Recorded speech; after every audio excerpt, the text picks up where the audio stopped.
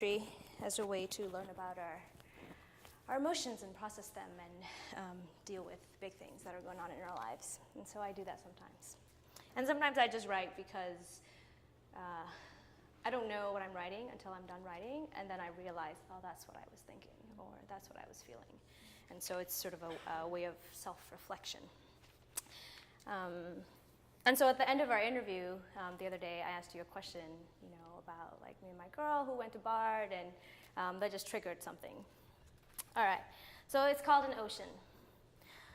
My story does not begin with violence, not with military juntas, bodies of monks, nor political prisoners. My rivers did not used to be dammed.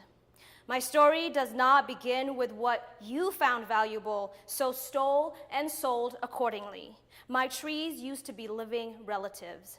My story does not begin with sexy journalist topics for an ADD media like ethnic warfare and rebel armies in poppy fields. My story does not begin with consumption.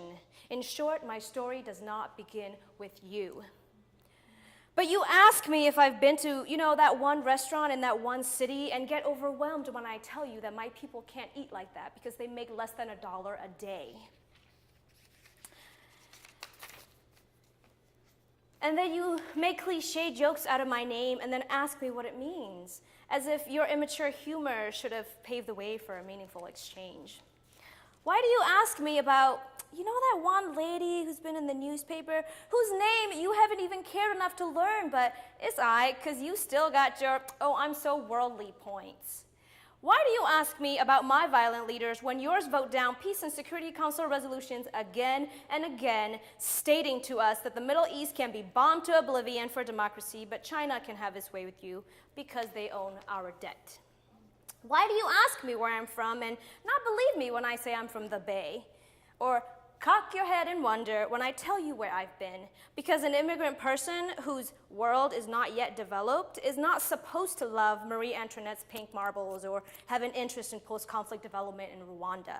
Why do you ask me if I've been back when you don't even remember your ancestors, or even the farms from which you came just one generation ago? Why do you ask questions as if your culture is the unmarked page against which all others are written? My story has parents who took me to Bollywood movies and white sand beaches. My story has grandfathers who taught me how to kick a ball and how to care for books so they can be passed on from generation to generation. My story has people who rowed boats standing up, where orchids grow wild and gardens float. My story has been co-authored by the Waitaha of the land of the long white cloud, by the rescuers from the land of 1,000 hills, by the peace pipe carriers of Turtle Island, by the Tuatha De Danann, who turned sideways into the light and disappeared into the originality of it all. So why do you ask me questions as if to decide if I'm exotic or alien? Neither exotic nor alien, I am reflected light, aglow with color. Neither exotic nor alien, I am words flowing like lava from a volcano. Neither exotic nor alien, I am love, ready to serve and a little scared. Neither exotic nor alien, I am one of a trillions of stories alongside yours, hurling through the Milky Way in this ridiculously tiny spaceship. And like you, I am armored with a narrative to protect myself from this vulnerable reality. Neither exotic nor alien, I am an ocean that refuses no river. But you will only know me as widely and as deeply as you ask. So go ahead, ask me a question.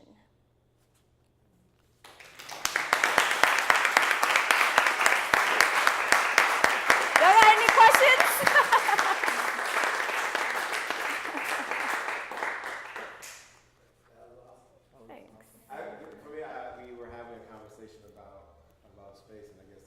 Creating a space in where people felt brave enough to be able to ask questions, independent of maybe some of their own ignorance, but then the courage to be able to answer as deeply as you just did. And that was beautiful.